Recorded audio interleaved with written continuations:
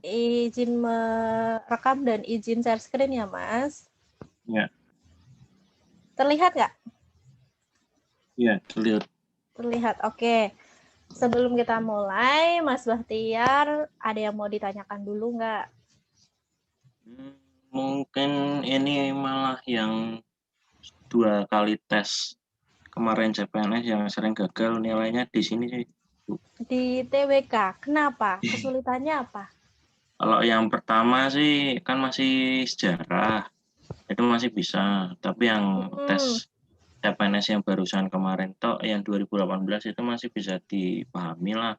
Nah, yang kemarin kan isinya pakainya logika itu sama penerapan apa Pancasila kan, yang hampir mirip-mirip sih, kadang kan kecoh sih sama hal-hal itu.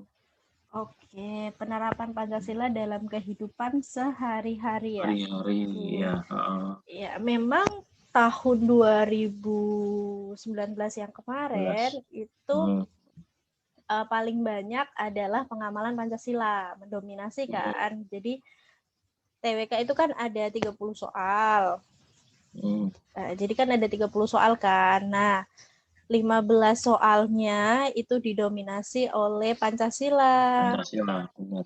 Pengamalan Pancasila. Kemudian 15 yang lainnya itu diisi campur-campur ya. Mhm, Campur-campur pun berisi tentang pemahaman. Jadi kalau kita nggak mhm. tahu materinya dulu, kita bingung mau jawab apa. Kayaknya tuh kembar-kembar gitu ya. Iya, heeh, benar. Berarti ini sudah pengalaman kedua ya Mas Bahtiar ya untuk Iya, ikut PNS. Berarti jenengan lulusan tahun berapa? 2018 bulan April itu. 2018 berarti langsung ikut tes CPNS yang Yang setelah pertama. moratorium ya. Iya, benar. Pertama Yang ya. pertama. Kemudian yang TKP-nya susah itu ya, yang banyak yang nggak lulus kan di TKP. Ya, kalau yang itu saya nggak lulus TKP-nya. Nah, kalau yang apa, yang tahun kemarin TKP-nya bisa, malah TWK-nya yang Malah TWK-nya nggak bisa. TWK-nya berapa kemarin? hmm, Tahun 2019? apa ya, 2019 tuh sedikit kok, 70 kayaknya. 72 atau berapa poinnya. Oke, kalau sekarang ini ya passing grade-nya diturunkan. Nanti regulasi soalnya itu kalau TWK hanya 30 soal, kemudian passing grade-nya hanya 65 aja. Gradnya Berarti 65 ya kalau tahun ini. iya, kalau 65 itu berarti hanya 13 soal. Yang benar. Iya, kita hanya 13 soal benar dan 17 soal kesempatan untuk salah. Tapi itu kalau kita hanya ingin memenuhi passing grade aja. Tapi kalau Hmm, kita pengennya nilainya pun tinggi, karena kan nanti di ranking juga kan untuk masuk ke iya, tahap soalnya keren. selanjutnya, berarti nanti saya targetkan Mas Bahtiar minimal dapat nilai 100. Bisa? Insya Allah.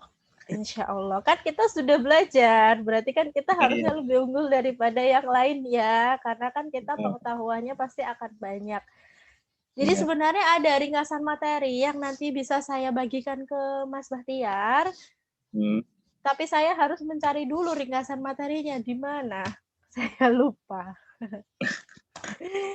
iya Sebentar nanti. saya carikan dulu ya. Jadi ringkasan materi ini nanti di situ akan memuat tentang 45 butir Pancasila, kemudian ada Undang-Undang Dasar, Hmm, kemudian ada Indonesia Merdeka, kan ada beberapa ini kan, ada beberapa kisi-kisi. Jadi hmm, saya kasih kisi-kisinya. Jadi nanti kalau kita belajar TWK itu kita nggak belajar kemana-mana.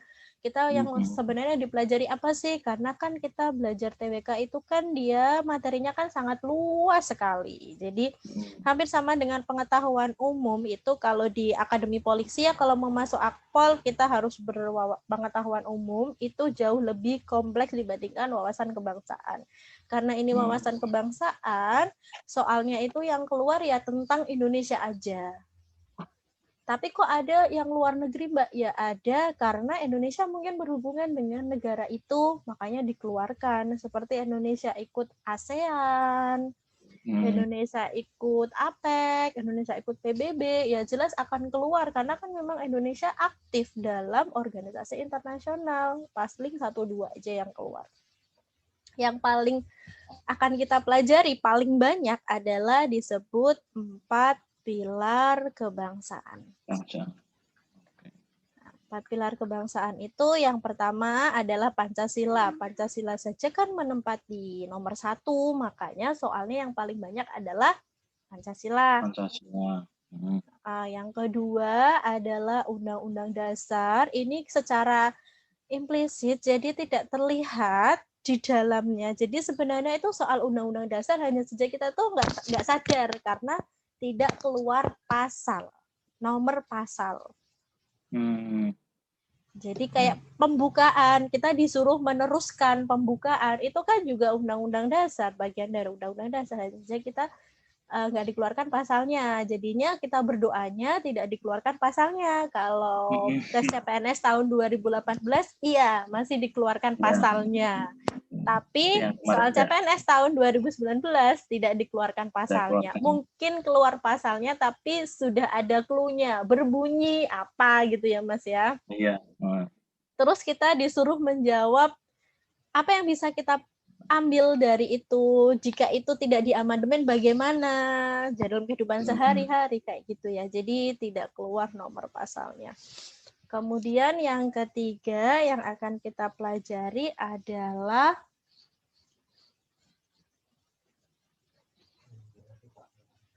NKRI. NKRI ini tentang sejarah. Jadi sejarah itu dimulai dari masa pembentukan Republik Indonesia. Jadi kita nggak mempelajari Indonesia dari zaman Indonesia terbentuk kepulauan sampai sekarang, enggak. Jadi kayak praksara, kayak gitu-gitu, tidak kita pelajari. Kerajaan-kerajaan itu nggak kita pelajari sampai mendalam. Mungkin ada nanti beberapa soal yang keluar lintasan, pasti akan ada satu mungkin nanti yang ditanyakan kerajaan, tapi nggak apa-apa, nggak masalah, karena kan kita punya 10 kali kesempatan untuk salah, karena kita mencari benar kan 20 atau lebih gitu ya. Jadi itu kesempatan untuk kita, kalau salah ya nggak apa-apa, 1 gitu ya. Yang keempat adalah kita akan mempelajari tentang Bhinneka Tunggal Ika. Jadi seperti keberagaman, kemudian budaya Indonesia, wawasan Nusantara Indonesia sebagai warga negara. Nah, itu adalah materi Bhinneka Tunggal Ika.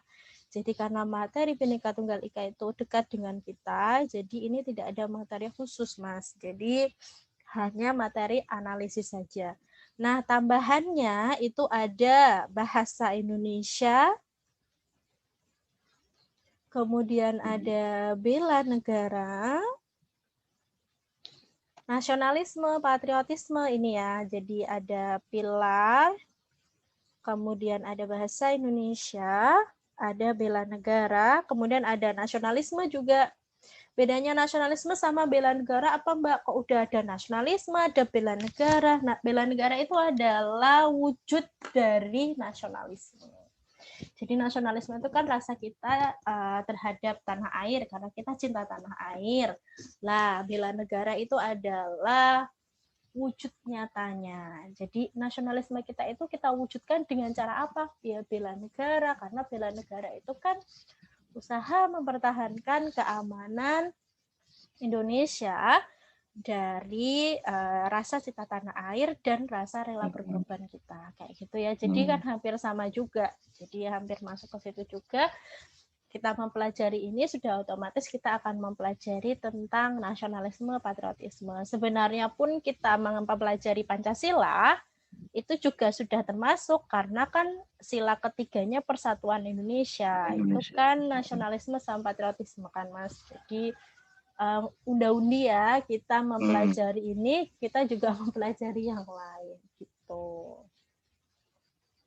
Itu berarti yang disampaikan Ibu itu berarti kisi-kisinya ya buat nanti Iya, dikasih. kisi-kisi betul. Ini baru kisi-kisi tahun 2019 yang terakhir ya, Mas.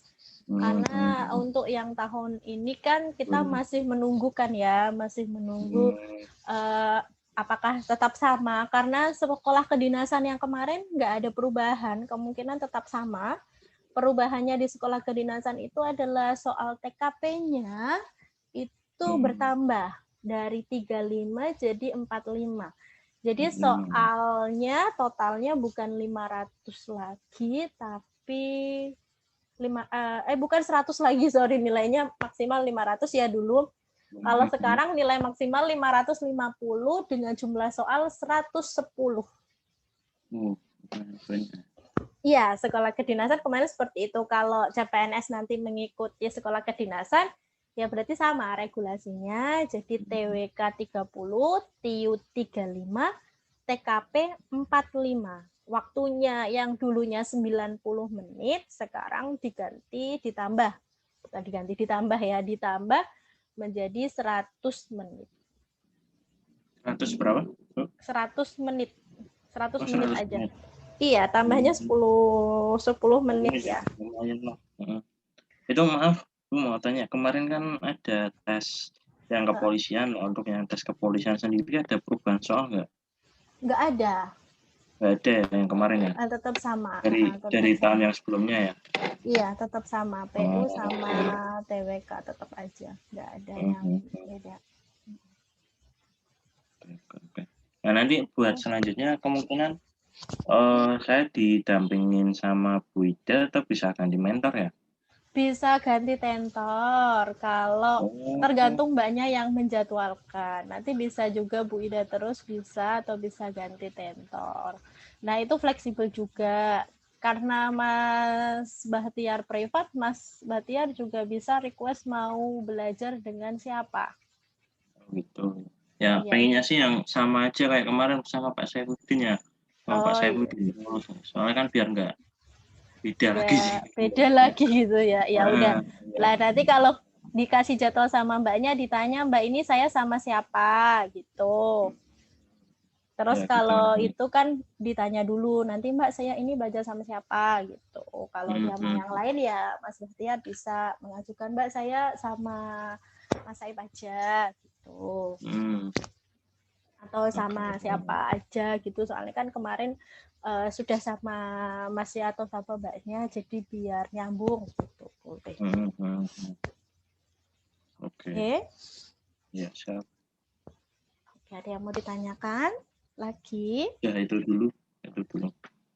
Oke, ini ada soal yang pertama sampai dengan 10 soal di sini didominasi oleh pengamalan Pancasila. Masih ingat nggak? Kita kalau mau mengerjakan soal pengamalan Pancasila, apa yang harus kita punya? Yang harus kita punya adalah bukan hafalan ya, pemahaman. Hafalan itu nanti berat sekali. Pemahaman ya tentang 45 butir pengamalan Pancasila. Iya, Mas Bahtiar sudah mulai membaca belum pengamalan Pancasila? Sebenarnya belum sih, masih banyak aktivitas kerjaan sih soalnya. Kerjanya di mana? Di kotaku, itu kan anunya Kementerian PU, tapi sebagai kontrak sih. Di itu, di Pekalongan ya? Iya, kotakunya Pekalongan. Oke, Pekalongannya kota? Iya, kota, daerah kota. Oke, berarti kayak tenaga kalau guru tuh GTT gitu ya? Iya, masih kontrak lah. Nggak apa-apa. Pokoknya kan masih berjuang aja, soalnya kan sekarang tenaga kontrak pun kan bisa jadi ASN lewat PPPK. Oh, kayaknya yang ini nggak bisa sih, programnya Pak Habibie sih almarhum dulu. Oh gitu. Ini jadi kayak bukan program ini ya pemerintah, ini program lama gitu ya, dan sewaktu-waktu nanti bisa dihapuskan gitu ya. Iya, makanya. Gak apa-apa, mencari pengalaman. Ya. Sebanyak-banyaknya. Lah ini berarti Mas Mas Bahtiar mau ini ngedaftar PUPR juga nanti waktu CPNS? Enggak sih, saya mau di dinas saja. Sebelumnya kan pernah di Bapeda saya. Berarti Setelah di Bapeda, dinas ini ya, dinas daerah ya? iya daerah sih, Berarti nanti ikutnya enggak ini itu. ya, Pemda ya, pemerintah daerah Ya kan? Pemda, Pemkot sih, pemerintah Kota kota, Semarang ya. kota Oke. Pekalongan. Kota berarti ikutnya Pemkot ya. Kalau Pemkot kan nanti berarti nyari formasinya yang Pemkot ya. Oke, nah ini tadi kan Mbak Ida sudah bilang kalau ada 10 soal nih tentang pengamalan Pancasila. Nah, coba Mbak Ida mau menggugah ingatan Mas Bahtiar lagi, apakah masih ingat? Coba kalau nggak bisa nggak apa-apa, ini kita ini aja Mas Bahtiar tebak. Nanti kan setelah Mas Bahtiar muncul jawabannya, kalau salah kan nanti Mbak Ida bisa membenarkan. Terus kalau benar nanti akan Mbak Ida tambahi gitu ya tentang pengetahuan 45 butir Pancasila. Coba dikerjakan nih Mas Bahtiar 1 sampai 10 sambil Mbak Ida carikan ringkasan materi TWK yang tadi, soalnya tadi belum ketemu gitu ya. Iya. Oke.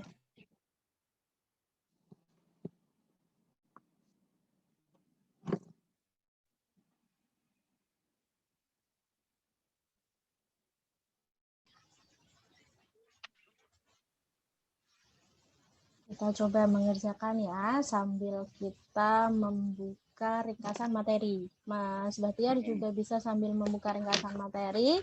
Tadi Mbak Ida bilang yang halaman terakhir ya. Yang halaman terakhir Pol, di situ ada pengamalan Pancasila, yaitu 45 butir pengamalan Pancasila. Oke, kita share screen dulu ya.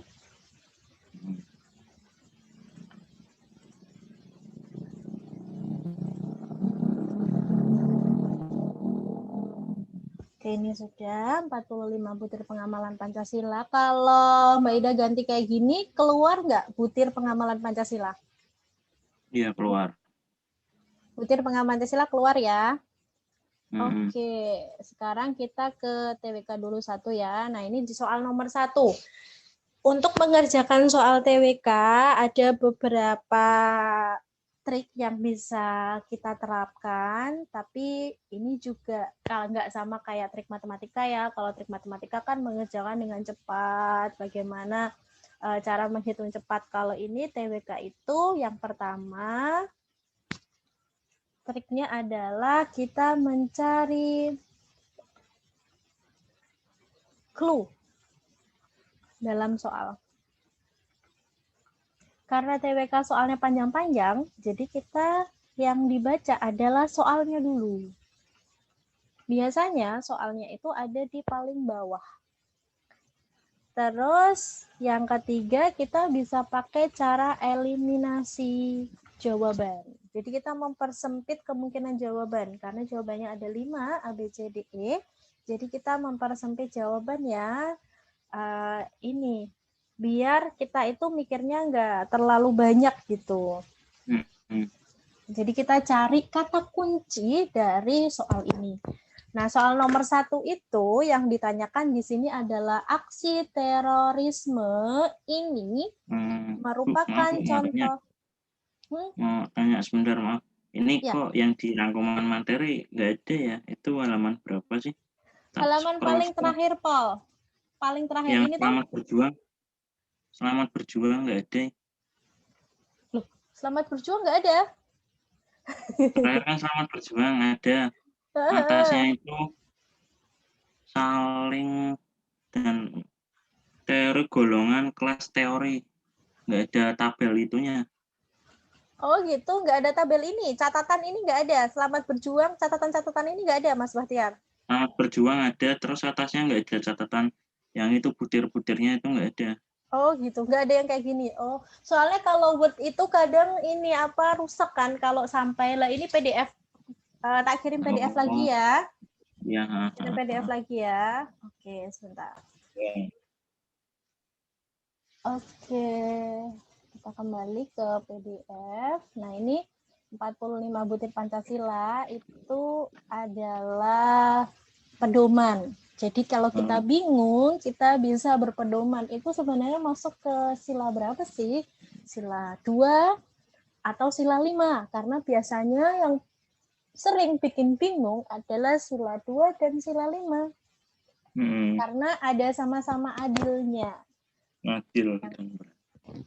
Yang satunya kemanusiaan yang adil dan beradab, satunya keadilan sosial bagi seluruh rakyat Indonesia. Nah, karena sama-sama adil kan jadinya bingung ya, adil ini itu masuk yang ke sila berapa.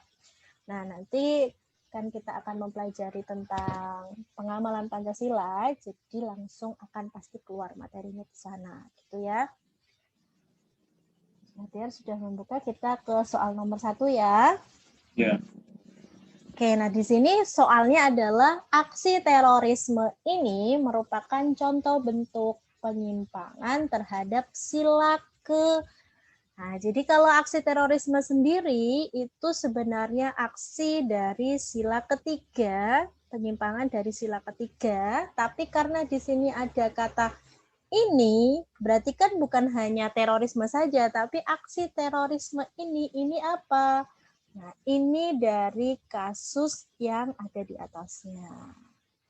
Nah, di sini kasusnya apa? Di sini ternyata ada peledakan bom yang ada di Surabaya pada 2018. Jadi rangkaian peristiwa bom ini terjadi di Surabaya sama Sidoarjo. Terjadi pada 13 sampai 14 Maret 2018. 3 tempat diantaranya, jadi aksi bom ini dilakukan di 3 tempat, yaitu Gereja Santa Maria Tak Bercela, Gereja Kristen Indonesia di Ponorogo, dan Gereja Pantekosta Pusat Surabaya atau GPPS Jemaat Sawahan. Jadi dalam peristiwa ini mengakibatkan 18 orang meninggal dunia. Jadi kira-kira itu pelanggaran atau penyimpangan sila keberapa, Mas? Itu karena ada berhubungan dengan gereja agama gitu, saya mikirnya 1. Betul, sila 1. Iya, betul sila 1. Karena kalau terorisme sendiri kan sila ketiga. Tapi kan terorismenya dilakukan di mana? Di tempat beribadah. Berarti kan intoleransi. Berarti jadinya sila ke-1. Gitu ya.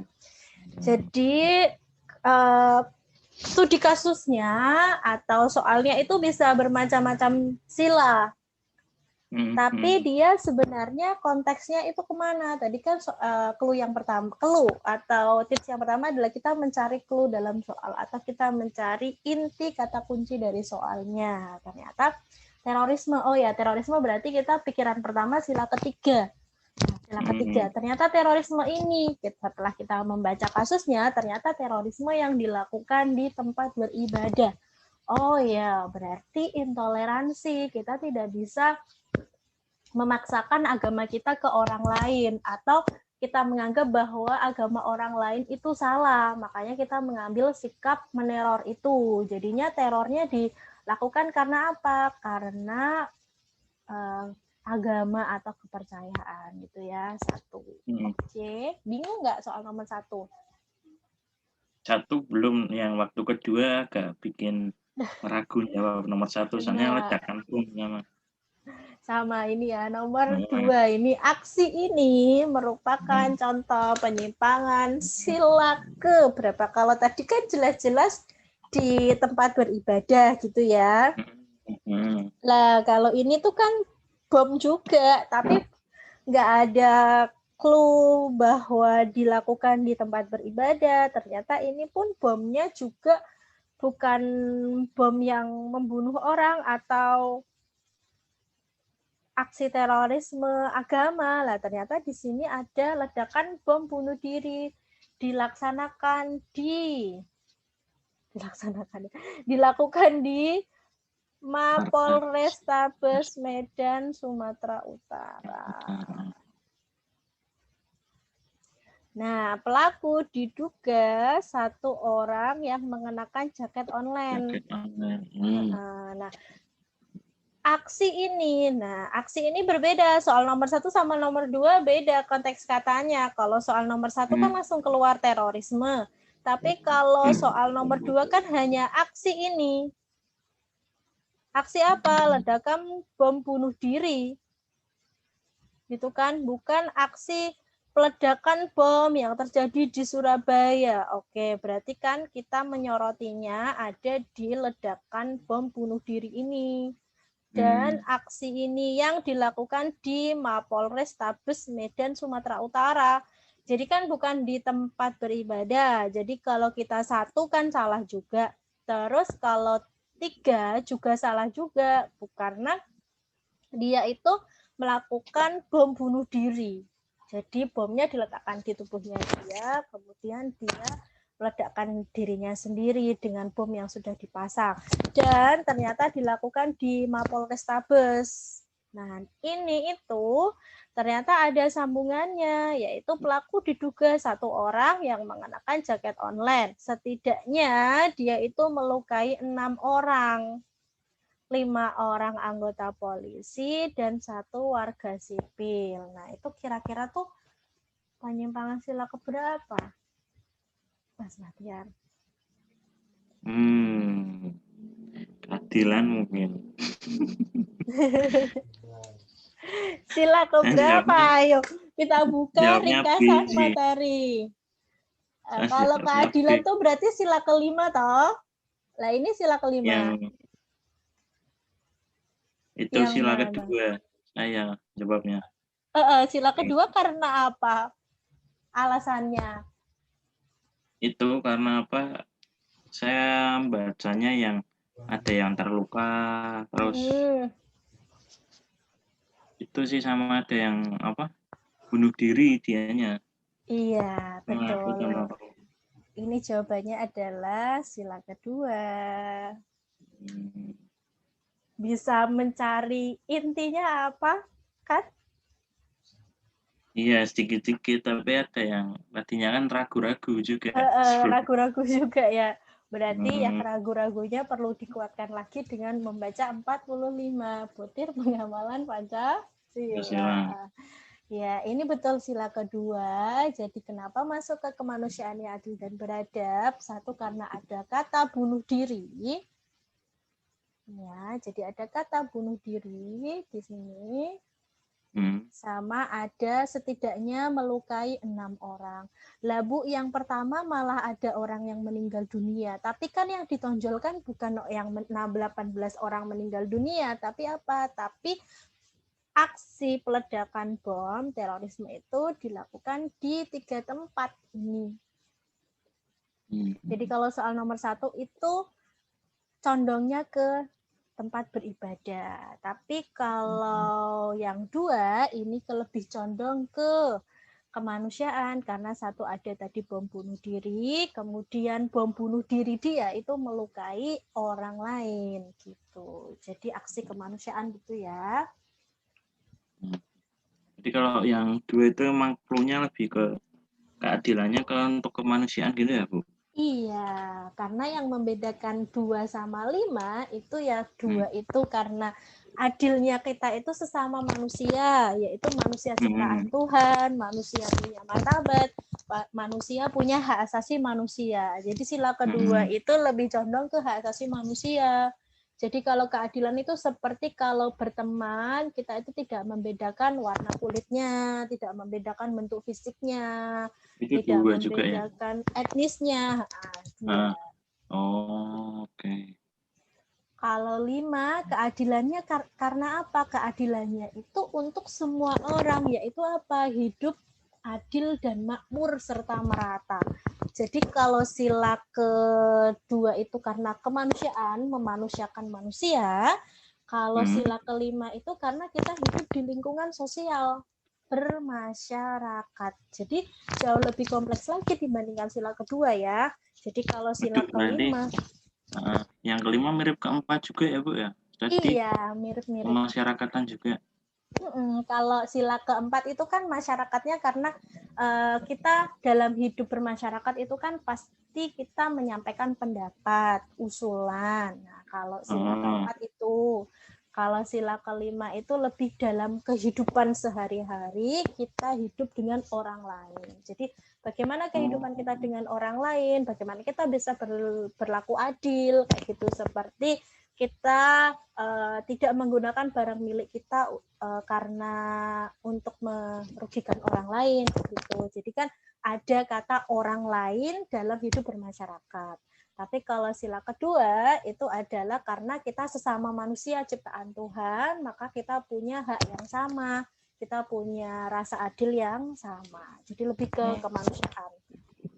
Kalau sila kelima itu lebih ke karena kita hidup bermasyarakat, makanya kita harus berlaku adil. Jadi makanya kalau yang keempat tadi gimana Bu? Yang keempat berarti kalau yang keempat itu masyarakatnya kita dalam bermasyarakat itu kan pasti menyatakan pendapat, menyatakan usul gitu kan. Nah, sila keempat itu tentang bermusyawarah dan mufakat. Jadi sila keempat itu kan tadi ada 10 butir kan, di sini tampil Kak? Tampil. Nah, sila keempat itu kan 10 butir kan. Jadi sebagai warga negara, setiap manusia mempunyai kedudukan hak dan kewajiban yang sama. Sila kedua juga ada haknya, sila kelima juga ada haknya, sila keempat juga ada haknya. Itu hak yang bagaimana? Yaitu hak menyatakan pendapat, hak menyatakan usul, kayak gitu ya, dalam musyawarah dan mufakat. Jadi dari gotong royong berarti masuknya yang keempat juga, enggak kelima ya? Enggak. Gotong royong kelima dong. Oh, kelima. Berarti Ini salah kegotong penafsiran. royongan. Sikap kekeluargaan dan kegotong royongan. Kenapa gotong royong masuk sila kelima? Kekeluargaan dan kegotong royongan kan ciri khas bangsa Indonesia. Kekeluargaan sama kegotong royongan itu kan bersama-sama. Mungkin contohnya gotong royong membangun apa? Itu kan berarti membantu orang lain dalam hidup bermasyarakat. Jadi gotong royong itu sila kelima. Kalau gotong royong itu kan lebih ke tindakan. Lah kalau sila keempat itu lebih ke kita menerima atau kita mengajukan pendapat di dalam musyawarah dan mufakat. Oke, jadi kehidupan demokrasi ya. Kalau sila keempat kan kehidupan demokrasi, kehidupan politik. Jadi kita memilih, kita dipilih gitu ya. Kalau sila kelima itu lebih ke kita hidup di masyarakat, kita bersinggungan dengan orang lain. Karena di sini banyak yang sila kelima itu suka memberi pertolongan kepada orang lain. Itu berarti kelima ya. Terhadap orang lain. Nah, ini tahu lagi itu. Ini ya, terus tidak menggunakan hak milik pemborosan. Jadi suka bekerja keras, kita hemat. Itu kan sila kelima. Kepentingan umum. Nah, ini ya, tidak merugikan kepentingan umum, menghargai hasil karya orang lain lagi. Suka melakukan kegiatan dalam mewujudkan kemajuan itu kayak pembangunan, membayar pajak, itu sila kelima. Ekonomi itu sila kelima karena ekonomi kan kekeluargaan. Jadi sila kelima.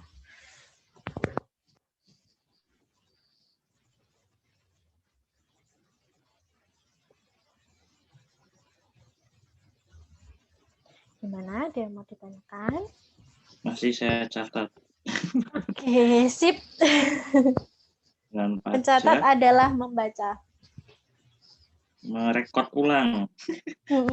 Membaca dan menganalisis ulang. Jadi kalau menulis, setiap ada materi itu ditulis kan nanti lama-lama jadi ingat sendiri. Berarti maaf yang sila kelima ekonomi, pembayaran pajak termasuk sama satu nih. Ekonomi, membayar pajak. Satunya lagi apa ya tadi ya? Pembangunan. Pembangunan, iya. Iya, pembangunan. Sip. Berarti kalau sila kedua. Sila kedua itu lebih ke kemanusiaan ya. Kalau kita lihat di isi dari butir sila kedua itu kan kita memperlakukan manusia sesuai harkat martabat sebagai makhluk ciptaan Tuhan. Nah, gitu kan. Jadi kita itu sama-sama makhluk ciptaan Tuhan. Jadi kita tuh punya hak asasi manusia kayak gitu.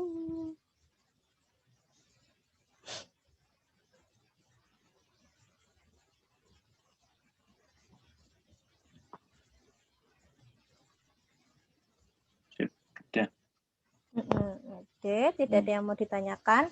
Kita lanjut ya, barangkali nanti akan muncul sila yang lain. Oke. Oke, ini nomor 3. Nomor 3 di sini soalnya adalah kasus ini merupakan salah satu contoh penyimpangan sila ke. Cluenya adalah OPM. Iya, dari kita organisasi Papua Merdeka. Dari kata depannya ini saja, harusnya kita sudah bisa menjawab dia penyimpangan sila keberapa. Masih berdiri sampai sekarang kalian hormat bersikeras untuk memisahkan diri dari wilayah NKRI. Itu kedua kayaknya. Iya, organisasi kedua kayaknya. Kedua karena apa? Kok bisa kedua? Kedua kan kemanusiaan. OPM kan di sini nggak ada membantai orang atau melakukan aksi bunuh diri atau percobaan pembunuhan. Benar. Oh, keempat. Karena masyarakat, musyawarah, demokrasi dan politik mungkin. Salah. Salah. Jawabannya. Nah, ini kan gini. Dari kata OPM saja, kita harusnya sudah mikir OPM tahu apa sih? OPM itu kan organisasi Papua Merdeka. OPM itu kan gerakan memisahkan diri kan dari Negara Kesatuan Republik Indonesia atau yang disebut dengan salah satu gerakan separatisme. Separatisme itu adalah sekelompok orang atau gerakan yang berusaha untuk memisahkan diri dari kekuasaan pemerintah pusat. Berarti kalau di Indonesia kan memisahkan diri dari NKRI. Jadi berusaha untuk pisah sendiri. Nah, ini kan gerakan ini bersikeras. Nah, selanjutnya kan ini organisasi yang bersikeras untuk memisahkan diri dari wilayah NKRI karena mereka merasa daerah mereka tidak ada hubungannya dengan bangsa Indonesia. Nah, itu kira-kira sila ke 5. Salah. Kok bisa 5 loh? 3. Udah bener kan jawabnya 3. Tapi asal itu. Sila ketiga lah kan karena berusaha memisahkan diri berarti kan NKRI persatuan ya. Iya. Persatuan dong. Iya. Karena dia berusaha pisah dari negara kesatuan. Kesatuan kan berarti dari persatuan kan. Kalau ada yang berpisah berarti kan bukan persatuan lagi kan, namanya perceraian kan. Iya. Konsen sama sila 254 lupa 3. Iya, nah itu sila ketiga itu ya tentang persatuan. Jadi upaya memisahkan diri, upaya radikalisme terorisme, upaya perpecahan, perselisihan, pertengkaran, pengerusakan, itu sila ketiga. Tapi kalau ada yang tadi kembali lagi ke soal nomor 1, kalau ada kata-kata terorisme tapi ada konteks lain yang membahas tentang agama, berarti kembali lagi ke silanya yang sila ditonjolin satu. Iya, sila sila itu ya. satu. Iya. Walaupun ada terorismenya.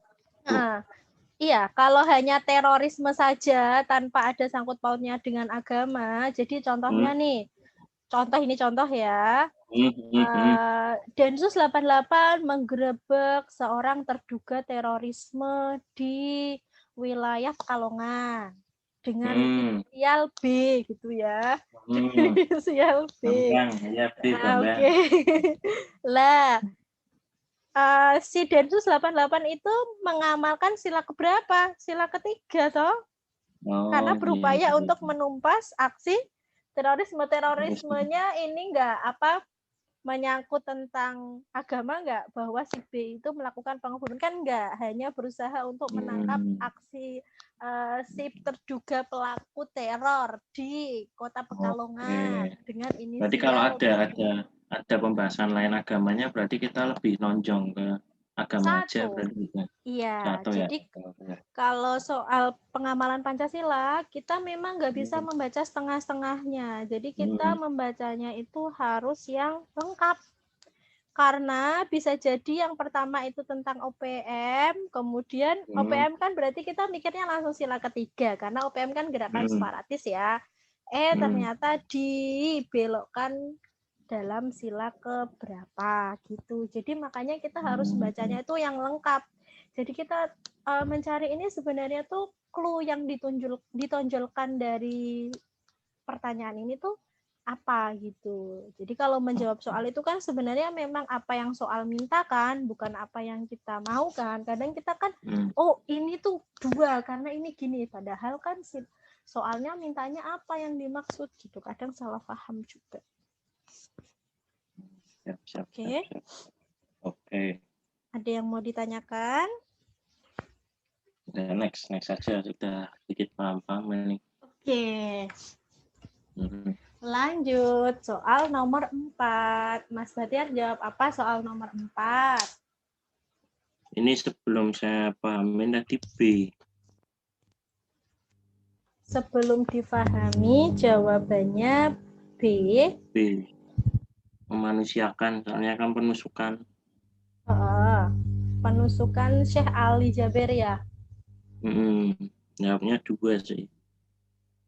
Jawabnya 2. Oke, kita cari kata kuncinya dulu ya. Di sini kata kuncinya adalah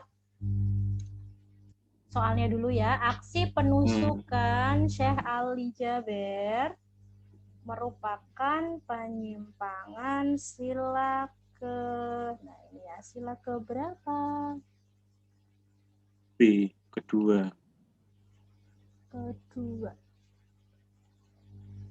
Pada tanggal 13 September 2020.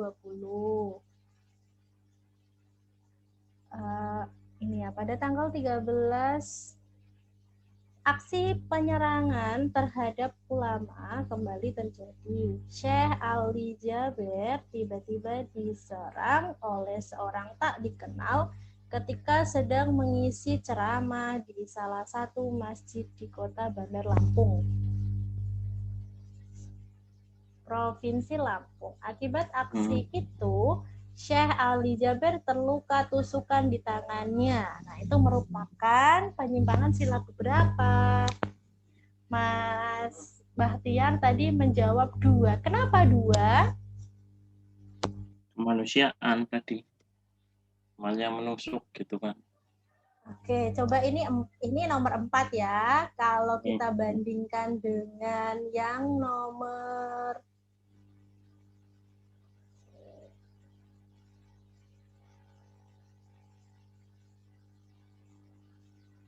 5.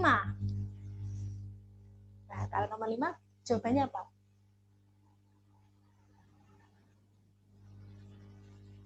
Aksi Abu Rara ini merupakan salah satu penyimpangan terhadap sila.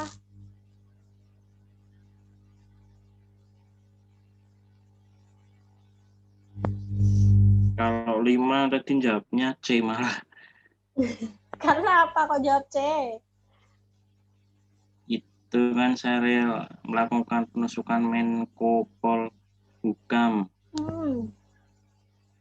Berpura menyalami Wiranto yang baru saja turun dari mobil. Kan bisa menyebabkan perpecahan. Mungkin kok bisa menyebabkan perpecahan? Siapa yang mengalami perpecahan karena penusukan Wiranto? Itu Polhukamnya sama pengikutnya Syahril Alamsyah. Salah. Berpikirnya nggak boleh overthinking ya, nggak boleh kemana-mana ya. Iya. Nggak boleh, oke. Ini nomor 4 sama nomor 5 ini hampir sama. Nah, kalau nomor 4, di sini kan ada orang bernama Abu Rara.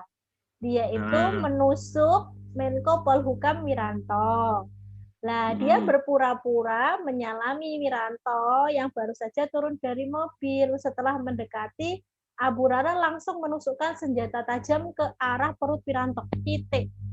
Nggak ditunjukkan Abu Rara itu motifnya karena apa, nggak ditunjukkan bahwa dengan adanya penusukan ini kemudian akan terjadi tawur antara pendukungnya Wiranto dengan pendukungnya Abu Rara gitu kan, enggak kan. Di sini yang ditonjolkan adalah penusukan. Penusukan itu kan berarti upaya menghilangkan nyawa seseorang kan. Nah itu berarti iya, sila kedua. Ya, cuma sampai situ saja ya, berarti kita memahaminya yang sampai situ. Oh, ternyata ini yang diminta adalah sila kedua. Karena berusaha untuk menghilangkan nyawa seseorang dengan cara apa? Menusuk. Berarti kan ini hak asasi manusia. Kecuali nanti kalau selanjutnya ternyata aksi ini dilatar belakangi oleh Abu Rara yang tidak suka dengan Wiranto karena Wiranto dianggap tidak sesuai dengan aliran kepercayaan yang dianut Abu Rara. Nah, itu persatuan. Kalau bisa persatuan, satu toh ya, mau kepercayaan, mau agama yang dianut oleh Abu Rara. Kan Abu Rara berarti tidak Islamnya ekstremis. Kok Islam Buddha kan tidak menyebut Islam ya. Buddha tadi kan menyebutnya kepercayaannya dia. Berarti kan dia menganggap bahwa orang lain yang tidak sesuai dengan kepercayaan dia itu salah. Berarti kan satu kan intoleran. Nah, tapi kalau ini kan enggak. Kalau ini kan cuma sampai menusuk Wiranto titik. Nah, ini dua ya. Nah, kemudian membayangkan oh iya itu kan ini ya berusaha untuk menghilangkan nyawa seseorang. Berarti kan ini aksi kemanusiaan, pembunuhan kan. Menghilangkan nyawa seseorang, diskriminasi, genocide, politik apartheid. Nah, itu kan sila kedua. Kalau misalnya ada soal yang berarah kan, ketika Jepang membom nuklir, kok Jepang, misal di luar itu mana? Kok Jepang membom nuklir itu sih? Amerika atau yang mengebom nuklir. Iya, kebalik. Hanya waktu ngebom nuklir Jepang berarti itu misal dikasih contoh di luar negeri berarti sila kedua ya? Iya, genosid ya. Genosida. Berusaha menghilangkan nyawa banyak orang etnis ya. Kalau genosida itu menumpas atau membunuh etnis tertentu. Siap. Oke, nomor 4 juga B. Iya. Hampir sama ya, 4 sama 5 konteks katanya. Oke. Nomor 6 soalnya adalah peraturan pemerintah yang melarang penggunaan cadar dan celana cingkrang bagi ASN merupakan salah satu pengamalan sila ke Bu Ida ini ya, nggak kedengeran ya suaranya ya? Iya, tadi putus ya. Ini, nah itu makanya untungnya tadi videonya sudah dimatikan jadi menghindari ini sinyal yang sangat buruk. Oke, ini nomor 6 cluenya peraturan yang melarang penggunaan cadar dan celana cingkrang bagi ASN merupakan salah satu pengamalan sila ke-3 persatuan.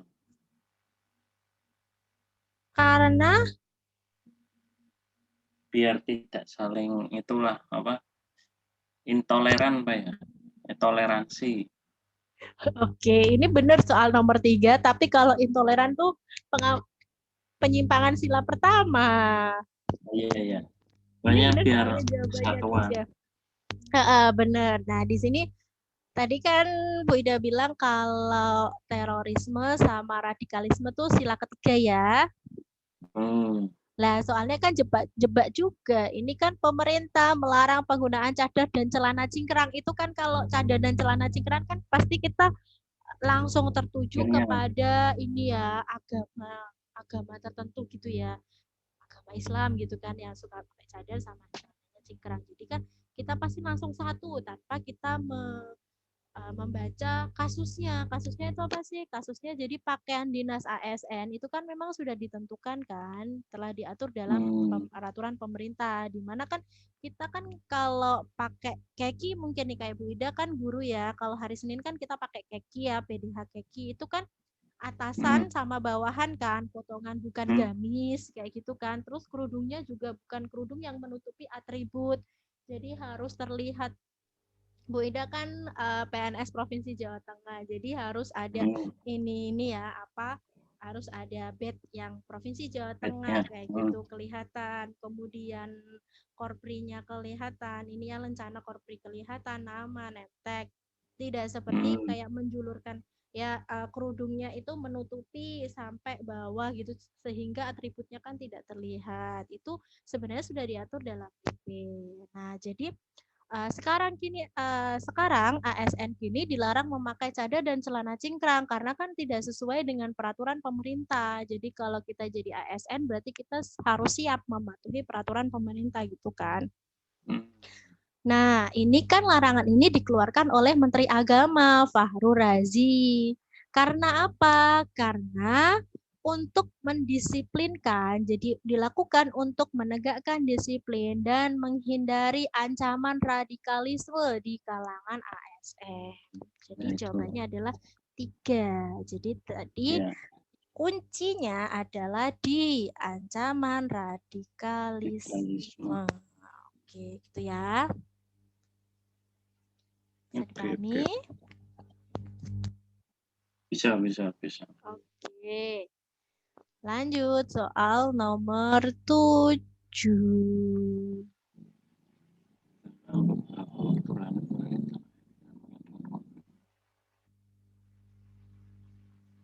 Oh, itu keempat berarti. Iya. Kenapa keempat ya? Langsung ada Demokrat. Iya, Politik. partai politik ya. Oke, Ya. betul. Dalam beberapa waktu terakhir, politik. Nah, dari sini saja politik. Oh, kok muncul kata politik? Berarti kita langsung otaknya tuh langsung 4 gitu ya. Tapi bukan langsung menjawab 4. Pertama dulu 4 gitu kan. Jadi dalam hati, oh 4. Terus diramaikan dengan konflik internal partai politik. Nah, 4 lagi. Dengan adanya peristiwa KLB itu konferensi luar biasa. Kalau konferensi luar biasa berarti kan musyawarah mufakat kan, konferensi, rapat, diskusi. Nah, itu disebut dengan musyawarah mufakat. Jadi sila keempat ya.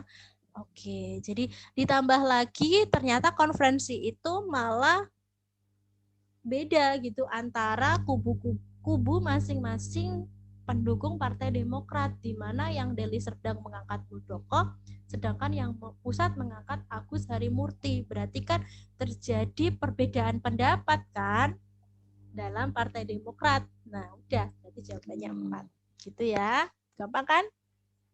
Ya, karena sudah dikasih clue sama Bu Ida. Karena sudah tercerahkan Bu, alhamdulillah gitu ya. Oke, nomor 8. Penyimpangan silakan. Nah, aksi terorisme yang meresahkan. Nah, sementara karena di sini sudah keluar aksi terorisme, berarti di dalam hati kita sudah keluar sila ke-3. Iya, tinggal kita baca kasusnya. Menggerbek terduga terorisme di kompleks Indah Pancoran dengan. Oh, ini ketiga. Ada hubungan yang lain.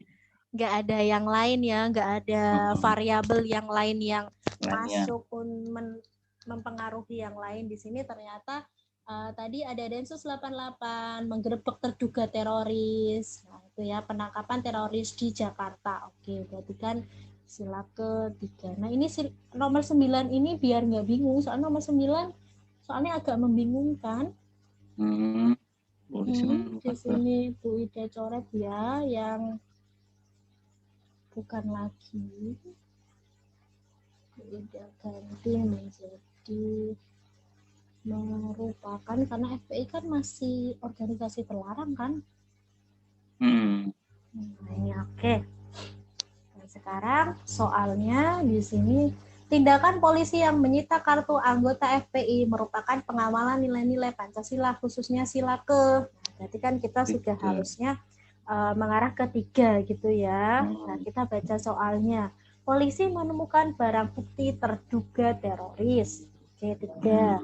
Yaitu kartu FPI. Kartu ini disita karena mengingat bahwa FPI itu organisasi yang dilarang karena kan radikal ya, karena terduga penyalur teroris. Oke, berarti kan konsisten kan dari awal sampai akhir tetap membahas tentang teroris, nggak ada variabel yang lain. Berarti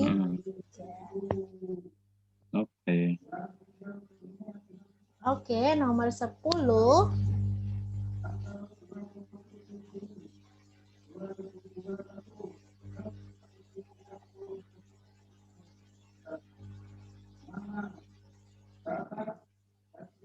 Penangkapan M. Sabat Abdullah. Nilai-nilai Pancasila, khususnya sila ke. 3 lagi. Karena terorisme, karena Densus menangkap seorang terduga teroris Bekasi. Oke, sama ya dengan yang tadi, konsisten ya, menangkap terduga teroris atas nama M. Sabat. Sudah, sampai situ aja. Petugas dilengkapi dengan persenjataan. Udah nggak ada yang lain lagi. Berarti sudah konsisten ya. Jawabannya adalah sila ketiga. Oke. Mas Bahtiar, sampai sini ada yang mau ditanyakan? Kita sudah tadi mencoba 10 soal pengamalan Pancasila. Belum ada sih, cuman nomor 11 mengingatkan soal saya yang dulu itu. Apa itu kayak gitu lah ini itu. 11 12. Gimana? Keluar tap-tap MPR. Dulu apa soalnya? Itu keluar sih waktu dulu sih. Tahun cuman kalau MPR itu 2019 kemarin. Itu berarti ikutnya di bela negara, bukan ya? Ikutnya di Pancasila. Pancasila ya, Bu? Iya. Kok Pancasila Undang-Undang Dasar, sorry. Undang-Undang Dasar. Iya, karena kan kita punya banyak peraturan perundang-undangan. Di Indonesia kan kita punya 7 peraturan perundang-undangan. Peraturan perundang. Kelihatan nggak kalau hitam? Nggak kelihatan ya? Merah aja ya? Biru aja ya? Peraturan perundang-undangan. Singkat ya. Kan yang pertama ini dia urut, kita punya UUD 1945. Kemudian kita punya TAP MPR ya. Kemudian kita punya UU undang-undang atau Perpu. Perpu itu peraturan perundang-undangan pengganti undang-undang. Terus yang keempat kita punya PP. PP itu peraturan pemerintah. Yang kelima kita punya Perpres. Perpres itu peraturan presiden. Yang keenam kita punya Perda. Hampir sama dengan Perpres. Perpres itu kan berarti lingkupnya eksekutif ya. Presiden itu ada Inpres, instruksi presiden, ada Kepres, keputusan presiden, ada Permen, peraturan menteri, itu termasuk ke dalam Perpres. Nah, Perda. Oh ya. Perda ada 2. Di sini ada provinsi dan Perda Kap atau kota.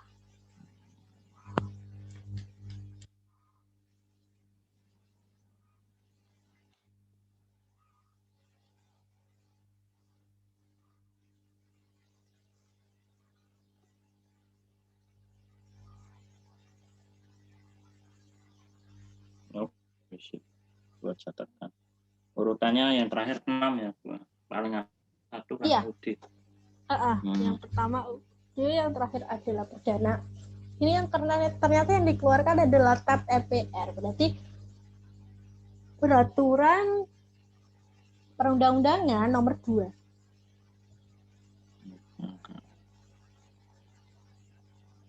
Nah ini maaf Bu, mau tanya dulu. Ini berarti kan 11 kan udah di luar materi tadi yang di luar Pancasila. Pancasila ya. Oke. Yang Pancasila alhamdulillah udah sedikit tambah paham lah dari sebelumnya.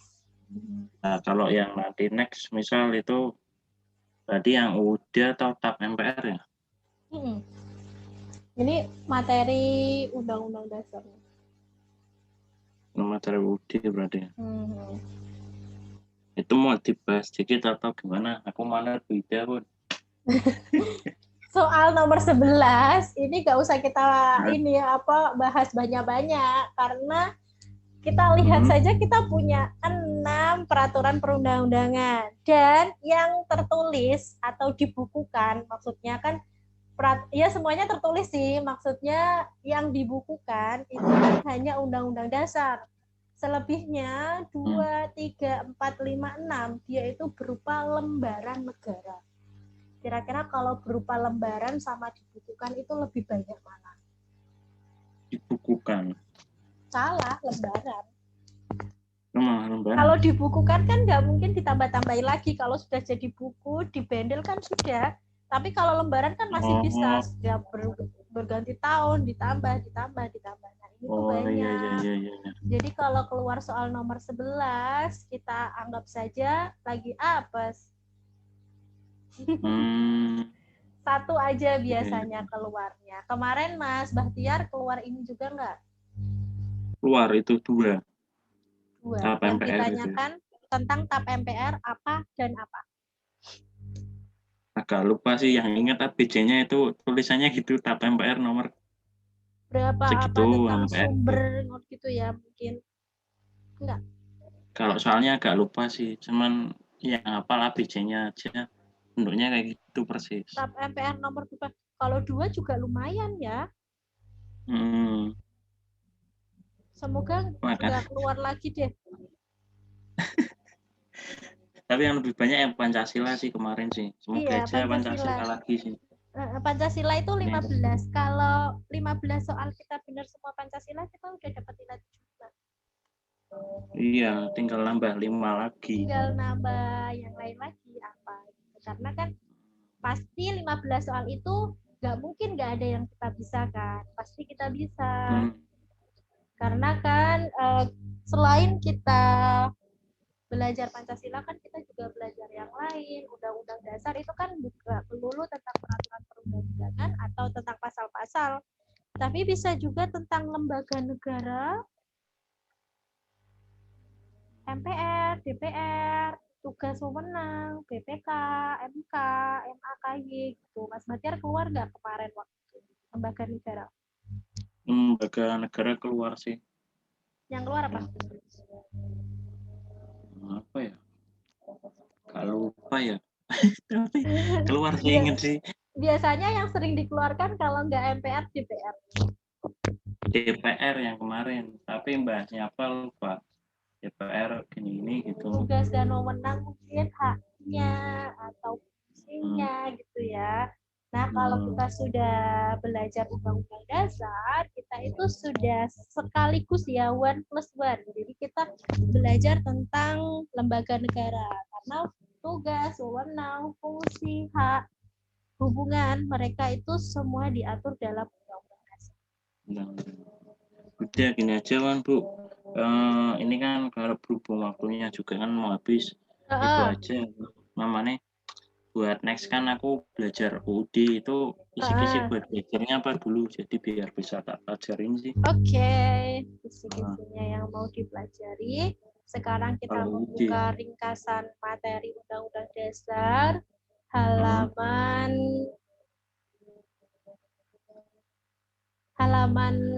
terakhirnya 4. Berarti awalnya dimulai dari 3. Ketemu? Ketiga. Nah, ketiga tentang Undang-Undang Dasar ya, dimulai dari amandemen, kemudian isinya, kemudian tentang pokok pikiran yang terkandung. Benar-benar pokoknya beda ya. Beda? Halaman 3. 3. Ke tanggal Dimulai dari amandemen. tanggal amandemen. Oh iya ya. Pokok pikiran. Pokok pikiran ini pembukaan, Mas Bahtiar. Jadi di sini tuh nggak ada pembukaannya. Jadi nanti Mas Bahtiar bisa mempelajari pembukaan dengan aplikasi. Nanti Bu Ida share linknya aplikasi ya. Nanti bisa di apa? Nanti bisa di download di HP. Nanti di situ isinya sebenarnya sama juga dengan ini, tapi kalau di nanti aplikasinya itu dia lebih lengkap lagi. Kalau di sini kan ini adalah ringkasan, ya jadi Bu Ida buatkan ringkasan nih kayak pasal 1 kan, kalau contohnya pasal 1 ayat 1 itu kan bunyinya negara Indonesia adalah negara kesatuan yang berbentuk republik gitu ya. Negara Indonesia ialah negara kesatuan yang berbentuk republik. Tapi kalau di ringkasan hanya kesatuan berbentuk republik kayak gitu. Jadi ini sudah lebih ringkasnya lagi sih kalau kita terlalu banyak membaca Undang-Undang Dasar 1 sampai 37 ayat-ayatnya. Nah, itu yang versi lengkapnya kalau yang di aplikasi. Kalau yang di sini ini adalah versi ringkasnya.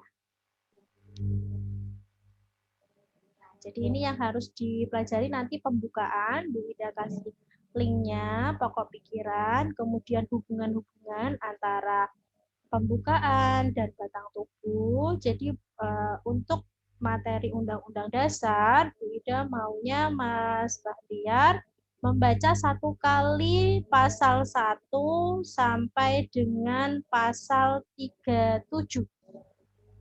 37. Banyak Ya, juga. ada banyak ya. Iya, ada banyak. Ini kan kalau kita nggak tahu materinya, kita kan nggak bisa menjawab soal kalau ada soal yang mungkin kita disuruh. Nah, ini lebih baik saya ajarin yang ringkasan atau yang di aplikasi ya, Bu? Yang ringkasan dulu aja. Oh, itu. Mas Bahtiar, yang pertama yang dipelajari jangan semuanya. Coba hafalkan nomor pasalnya saja dulu. Contohnya nih, Bu Ida, pasal 1, bentuk negara. Pasal 2, pasal 3, MPR. Pasal 4, sampai dengan presiden itu pasal 4 sampai 16. Pasal 4 sampai dengan pasal 16, presiden. Pasal 17, menteri. Pasal 18, daerah. Pasal 19 DPR sampai 22B. 22B, iya. Terus 22C sama D DPD.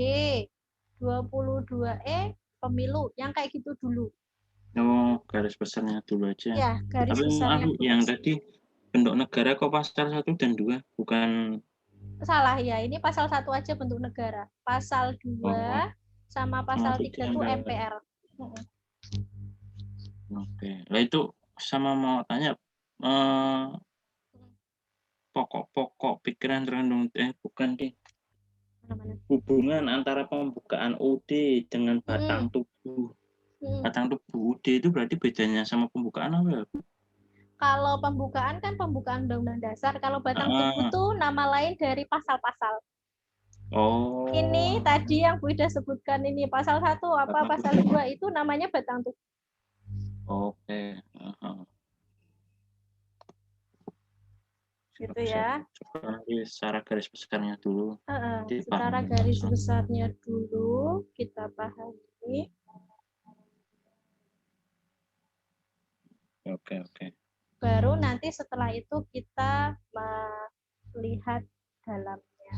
Jadi biasanya kan mungkin tentang presiden, bla bla bla. Oh kok ternyata yang keluar pasal 1, pasal 2, pasal berapa. Oh yang pasal presiden itu pasal berapa aja. Oh pasal presiden itu dari 4 sampai 16 gitu kan. Ternyata ada keluar 5 gitu. Oh berarti jawabannya 5 tanpa kita harus membongkar-bongkar ingatan kita gitu ya. Oh berarti cukup nomornya dihafalkan Ya, dulu ya, Bu, sebelum masuk ke yang lebih ke kompleks lagi ya? ayatnya. Iya, kita punya ini dulu, kita punya pengetahuan tentang Oke. pasalnya berapa Dan aja. semoga next sama Bu Ida lagi, biar ngebim lagi. Amin. Mas Bahtiar bisa membuat ini juga ringkasan sendiri di bukunya. Atau kan ini kan Bu Ida udah kasih nih di print, ini kan dia sudah kotak-kotak kan, dipotong-potong, kemudian dibikin buku saku juga. Ya, ini kan tadi udah kotak-kotakan nih. Ya udah tinggal dipotong. Kita mau apa dulu undang-undang dasar ya, karena kan nggak semua materi ini kita pelajari juga. Boleh kita baca, tapi nggak semuanya karena ini terlalu luas ini. Soalnya lengkap banget sampai sejarah-sejarah aja ada. Nah, ini kita butuhnya sekarang kita agendanya terdekat adalah ngapalin memahami dulu undang-undang dasar. Ya udah kita print di nomor halaman 3 sampai 4, kita potong yang undang-undang dasar aja, kita baca. Oke, siap. Oke. Aku udah bagikan linknya untuk mendownload ini ya, Pancasila dan Undang-Undang Dasar. Nanti kalau mungkin ada kesulitan, nanti Mas Bahtiar bisa tanya lewat saya. Oke, ini linknya. Di situ sudah lengkap sama Undang-Undang Dasar sebelum amandemen juga ada Undang Dasar asli. Jadi kalau kita mungkin penasaran, kenapa kok pasal ini di amandemen ya? Dulunya bunyinya kayak apa, sekarang bunyinya kayak apa gitu. Bisa mengisi waktu luang selama kita di rumah aja gitu ya. Bu Ida juga sekolahnya lagi lockdown karena kecamatannya zona merah. Jadi yang dulunya masuknya 75%, sekarang 25%. Jadi 1 minggu cuman masuk 1 kali. Selebihnya beda di rumah. Di rumah sama tampilan yang lain. Iya, jadi nyambil yang lain gitu ya. Jadi boleh nanti WA. Jadi kan ini selama pandemi kan kita banyak waktu luang nih. Jadi waktu belajar kita kan juga semakin banyak kan. Oke. Ya, Bu. Itu lagi ada yang mau ditanyakan Mas Bahtiar? Belum sih, cukup jelas buat hari ini. Oke, kalau cukup jelas berarti kita juga waktunya sudah ini ya selesai ya. Sampai bertemu lagi di pertemuan selanjutnya. Semoga pertemuan kita hari ini bermanfaat. Amin. Sampai bertemu lagi di pertemuan selanjutnya. Selamat pagi. Wassalamualaikum warahmatullahi wabarakatuh. Waalaikumsalam warahmatullahi wabarakatuh. Terus. Iya, jangan lupa belajar ya. Ya, siap.